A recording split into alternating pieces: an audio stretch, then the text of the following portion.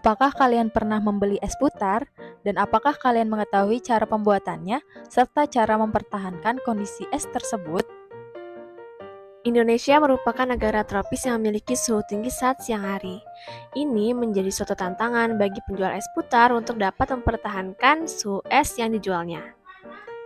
Pada pembuatan es putar diperlukan alat dan bahan antara lain wadah, air dingin, es batu, susu, garam, dan sendok.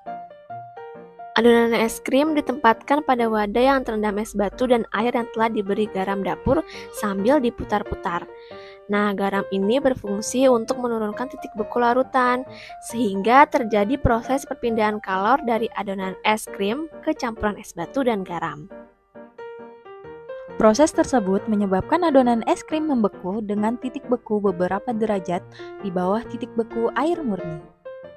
Titik beku air pada umumnya adalah 0 derajat Celcius, namun setelah air tersebut ditambahkan berbagai macam zat, membuat titik beku air mengalami penurunan. Hal ini dapat terjadi karena partikel air yang seharusnya akan membeku terhalang oleh partikel zat terlarut lain.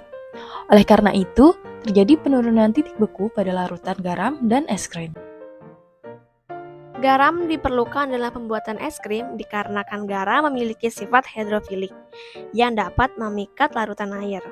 Proses peleburan es sendiri memerlukan suatu kalor, dan dalam keadaan ini kalor diambil dari adonan es krim. Semakin cepat mencair es tersebut, semakin banyak kalor yang diambil, maka semakin cepat membeku adonan es tersebut. Di sisi lain, partikel garam memerlukan penyerapan kalor, dikarenakan kalor di sini tidak berasal dari luar, maka es menyerap kalornya sendiri, sehingga suhunya menjadi turun drastis. Es yang sangat dingin ini kemudian akan menyerap banyak kalor dari adonan es krim, sehingga adonan es dapat membeku. Proses pemutaran bertujuan untuk memperkecil ukuran kristal es yang terbentuk, agar es krim yang dihasilkan menjadi lebih lembut dan menghasilkan busa yang homogen. Pembuatan es krim ini termasuk ke dalam sifat koligatif larutan, di mana sifat larutan yang hanya bergantung pada jumlah partikel zat terlarut dalam suatu larutan. Materi sifat koligatif larutan tidak hanya membahas tentang penurunan titik beku saja, tetapi juga meliputi penurunan tekanan uap jenuh, kenaikan titik didih, dan tekanan osmosis.